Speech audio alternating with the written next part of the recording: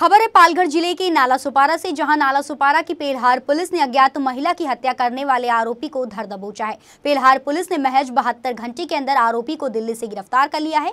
जानकारी के मुताबिक नालासोपारा पूर्व के धानुबाग के हरबटे पाड़ा के धुंदंडा डोंगर पर 28 मई को 40 साल की एक महिला की लाश मिलने से हड़कंप मच गया था। मृतक महिला के शरीर पर धारदार हथियार से हमला किया गया था, जिसके निशान उसके शरीर पर पाया गया था। वहीं महिला का शव मिलने के बाद मौके पर पहुंची पेलहार पुलिस ने शव को कब्जे में लेकर मामला दर्ज कर आगे की जांच शुरू कर दी थी। पुलिस की जांच पड़ताल के दौरान घटनास्थल पर कुछ ऐसी चीजें मिली जिससे पुलिस को संदेह हुआ। कार्रवाई के दौरान पुलिस ने मृतक के पति को जब सीसीटीवी फुटेज दिखाया तो सब कुछ साफ हो गया था। फिलहाल पुलिस ने आरोपी को दिल्ली से धर दबोचा है और आगे की जांच शुरू कर दी गई है। हरवटे पाड़ा धानुबाग इथे जंगलामध्ये एक महिलेची डेड बॉडी पडलेली आहे अशी इन्फॉर्मेशन मिळाली। त्या ठिकाणी त्वरित मी स्वतः माझे डिटेक्शनचे ऑफिसर सोपान पाटील, हिरामन भोये इत्यादी आम्ही त्या स्पॉटला व्हिजिट केली असता त्या ठिकाणी एक महिलेची बुरखा घातलेली डेड बॉडी असल्याचं दिसून आलं।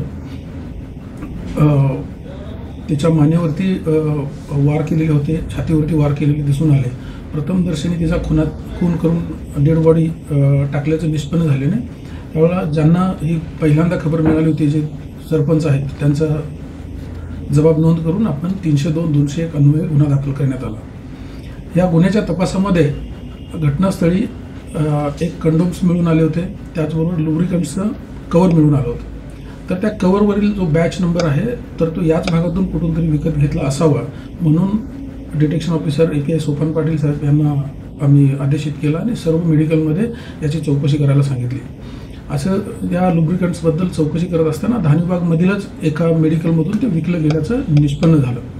म्हणून त्या मेडिकलमधून CCTV फुटेज प्राप्त केले तर त्याच्यामध्ये 20 ते 22 वर्षाचा मुलगा हा की लुब्रिकंट्स विकत घेत असतानाचा दिसून आला। ते CCTV आम्ही प्राप्त केले। डेड बॉडी जी होती ते बुरखा घातले महिलेची डेड बॉडी होती, त्यामुळे ती मुस्लिम समाजाची असावी म्हणून आम्ही मतदार यादीतील आमच्या भागामध्ये राहणाऱ्या सर्व मुस्लिम यांचे घर शोधण्याचा आम्ही प्रयत्न केला असता धानुबागमधीलच एका घरामध्ये 2 लहान मुलं होती, रडताना ते दिसून आले। म्हणून आमचे डिटेक्शन ऑफिसर API पाटील यांनी आजूबाजूला चौकशी केली असता की त्यांची 2-3 दिवसापासून त्यांची आई गायब आहे आणि त्यांचे वडील पोलीस स्टेशनला गेलेत असं लक्षात आलं।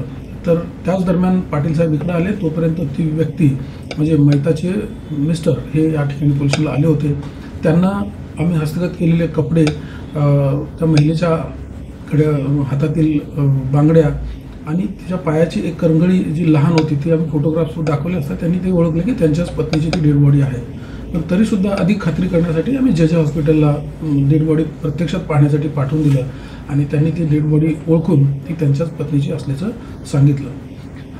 त्यानंतर त्यांच्याकडे केलेल्या चौकशीमध्ये त्यांचाच सक्का भाचा याच्याबरोबर त्यांच्या पत्नीचं अफेअर आहे असं निष्पन्न झालं आणि त्याचा मोबाईल नंबर प्राप्त केला।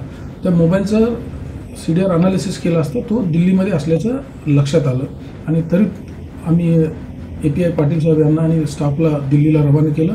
त्यांनी काल रात्री ताब्यात घेऊन सकाळी माझ्या समक्ष हजर केलं। त्यांना आज अटक करण्यात आली आहे। मान्य न्यायालयासमोर गुन्ह्याच्या पुढील तपासाकामी कस्टडीचे रिमांड मागण्यात आली आणि ते 10 तारखेपर्यंत पोलीस कस्टडी रिमांड देण्यात आली आहे।